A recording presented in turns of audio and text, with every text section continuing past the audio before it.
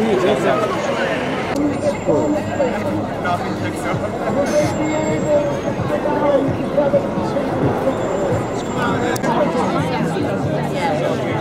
as I saw it, it's brilliant. I loved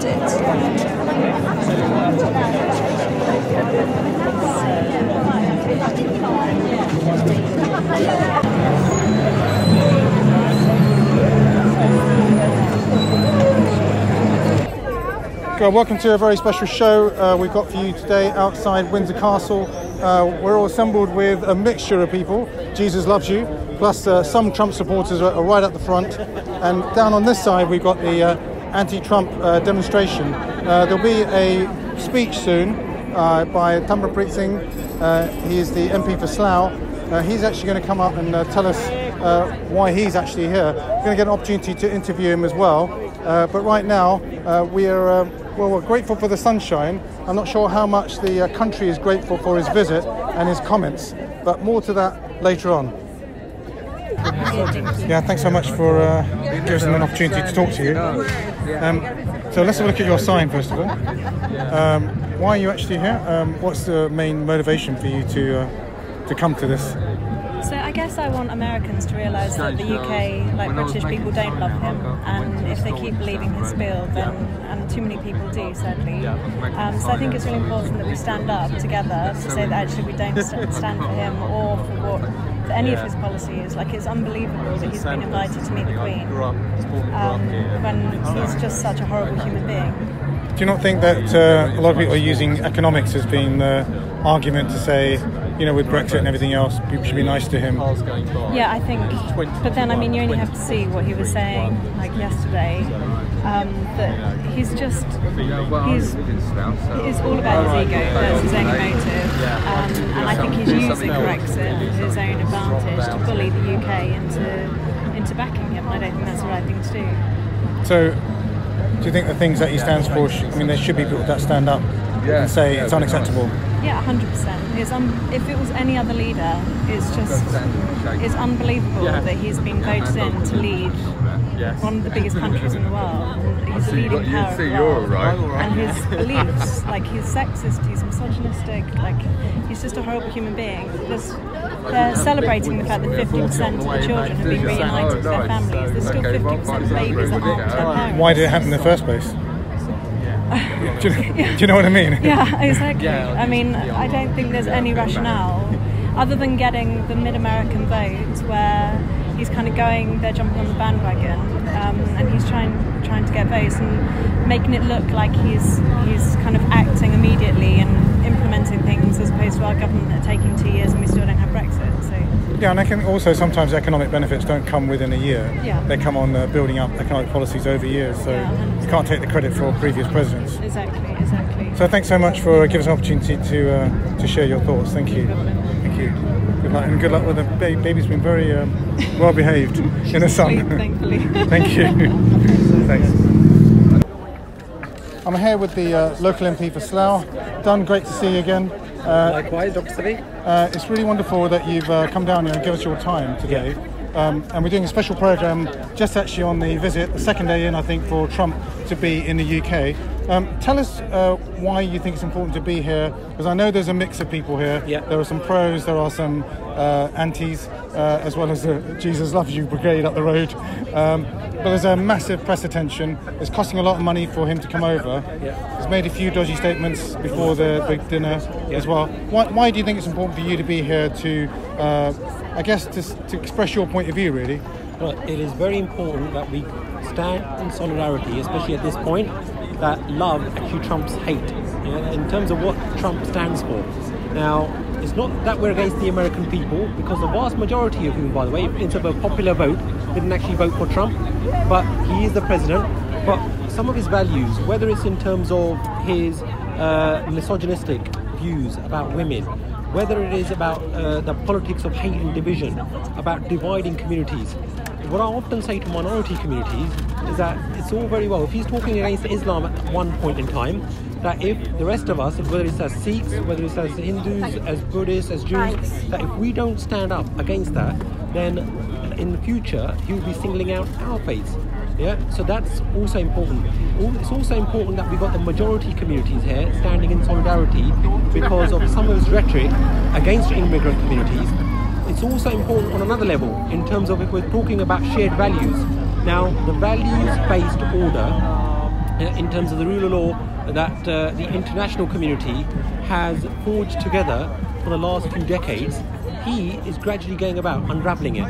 Now, whether that is close relations with European partners, whether that is in terms of North America, in terms of what he's doing with Canada and also Mexico, he's actually going about putting tariffs on some of his friends. He's also trying to divide, those excellent ties across borders. Rather than building bridges between people, he's going about trying to build walls. I mean, I think definitely the whole principle about we need to build a wall from one place to another. And I often look, we're only like a tiny speck. I know it's philosophical, but you go back on the moon and you look at the Earth, and we're drawing up these lines between us, We're fighting over nothing, basically, aren't we? Precisely. Look, in terms of, I know, within your predominantly Sikh audience, with the Sikh channel and other media, that it is important that as Sikhs we also stand in solidarity. Just because it's not being targeted at Sikhs at the moment, it doesn't mean that we forget those who he is targeting. So I think that, as Sikhs, we've always stood up against injustice, against bigotry, and against prejudice. So we need to show ourselves here at this point in time as well. What about the fact that people say, from an economic perspective, because of the Brexit issues and the fact that we should make friends in different parts, regardless of what Brexit views are, regardless of the fact that people are ready or not ready to actually exit. What about this issue about the fact that we should be friendly with America because we might want to do a trade deal with them? What he has consistently showed is that people that try to appease him, if you give him an inch, he takes a mile. Now, I think our Prime Minister should be more busy, rather than trying to hold his hand all the time, she should be trying to hold him to account. That is a key thing. If we look at how he's treated those that have come close to him, whether that's actually people within his own team, Steve Bannon and others, he has completely turned on them in the future as well. So I'm hoping that we need to make sure that even if we want to do trade deals, that's not something that if we lie down, then he will take even more advantage of us. I really appreciate that. Well, thank you. I chose a strategic time to start banging away. So we need to bang our drum, and good luck with the speech later on. Thank you. Appreciate it very much. Thanks so much for your time. Thank once you, again. Take care. Great to see you here. You too. Thanks so much. Thank you. Thank you. Today as well.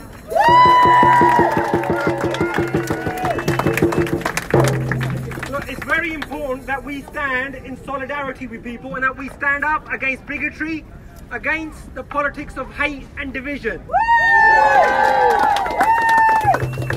And it is important to send a message out, not just to our countrymen and women within the UK, but also to those around the world. It is important also to note that this is not a protest against the US.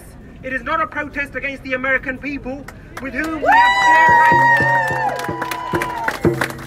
The American people, we have shared values with them, and we are always thinking of their well-being as well. And it's important to know that the majority of the American people didn't actually vote for Trump.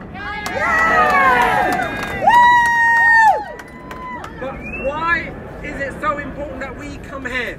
Because this is an individual who has spoken such disparaging, such hate-filled words against women, against minority communities, against immigrants, trying to separate the children from their mums, and the list goes on and on. But why we need to always make sure that we stand in solidarity is because if we didn't do this, then that would normalize the behavior of people like Trump. And for those in our country who say, well look, it's important in terms of trade that we just try to appease him, I think that history shows that whoever has tried to appease him has always lost out in the long run. Whether that is his own supporters, the likes of Steve Bannon and others, or whether it is other countries around the world. Now, if we look at what's happened with those that share values, if we look at the Europeans, we have always had a very, very close relationship with the EU. But what has he done? he has put us further away from the American people than ever before. In the last 2 centuries, I don't think any American president has done that to us. If we look at what he's actually doing within the Northern American region, he has, because of his trade wars, he has put a schism in between Canada and the US, and rather than trying to build bridges with people in Mexico, he's trying to build a wall. And by calling Mexicans rapists, I think he is trying to he's trying to malign the whole environment around his neighbouring countries. But we need to make sure that we don't fall for any of that. And to our Prime Minister, this, by the way, is not about Labour, Tory or Lib Dem. It's not about Republicans or Democrats. It's about making sure that our Prime Minister realises that rather than trying to hold his hand all the time, what she should be doing is holding him to account.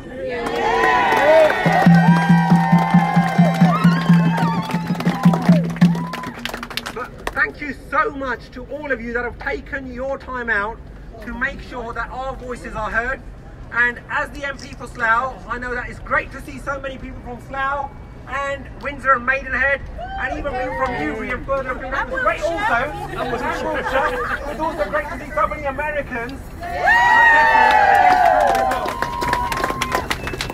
And I hope Her Majesty is listening as we're speaking within Windsor Castle as well.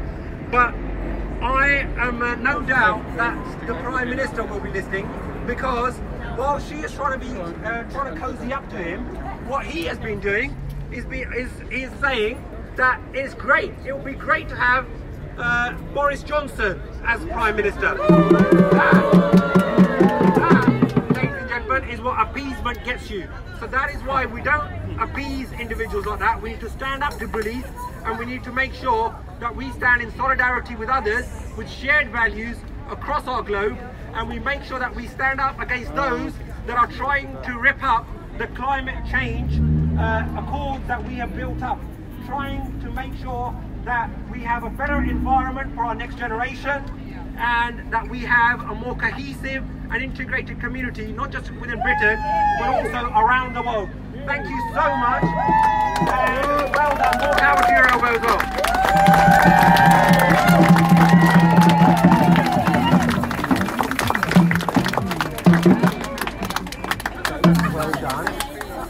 So we've come to the end of the show now, where we came up from Windsor. We had a chance to meet with Tun, who's the MP for Slough, who's here at the anti-Trump protest. But I thought we'd catch a couple of interviews just at the end. Tell us who you are and why you're here.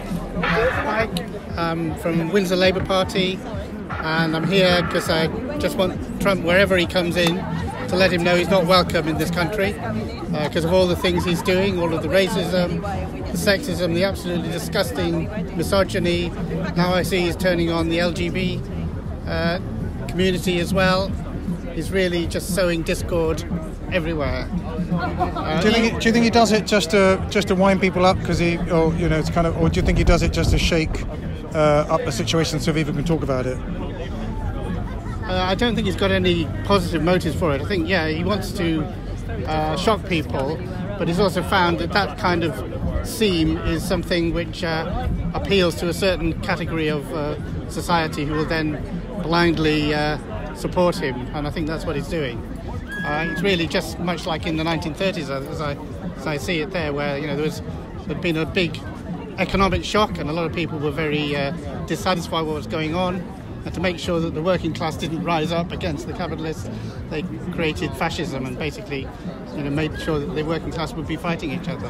It's quite surprising that he was a bit of a Democrat and now he's become exactly, was it just anything to do anything to get into power? Yeah, exactly. But he's found this is his route. And I think about US politics, what he's worked out is the Republican Party will let him do anything, whereas I think the Democrats would put a bit more of a leash on him, so we wouldn't be able to do that in quite the same way. But the Republicans are just totally supine. People can hopefully vote. They'll find out. Come November, there's another set of elections going on. fingers crossed that they will, indeed, absolutely. Absolutely. So, good to see you. Thanks so much. Thank you very much, by the way. Okay. Tell us, why have you come down to the march? Why do you think it's important to actually protest? I'm here because I want to tell his victims and his sufferers. There are too many people suffered from his policies, which are very divisive. And I would like to tell everybody that they are not alone. There are too many people who care, millions of people who care and support their cause and reject these policies. And we are all united against this kind of messages which try to divide people and basically make our lives harder. We should all live together in harmony, and we should understand differences and become just all in peace. But I think he's not carrying any message of peace. He's trying to create a lot of troubles around the world with his policies.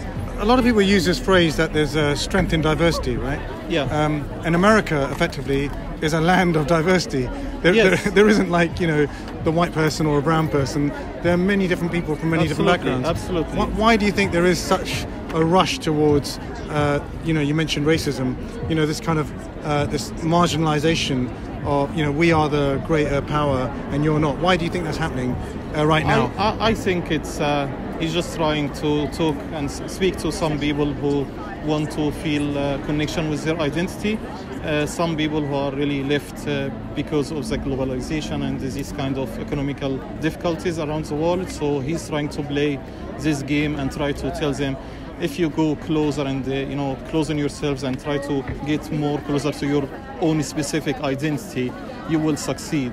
But the history doesn't ever show this. The history shows that when people get together, unite and cooperate, they do much better and they achieve peace.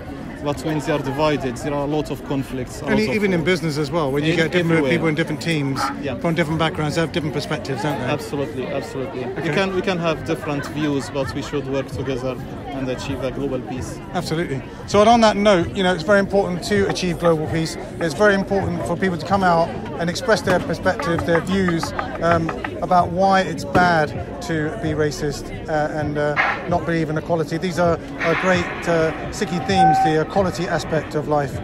So this is Dr. Savvy signing off, and we look forward to seeing you on the next show. Thank you.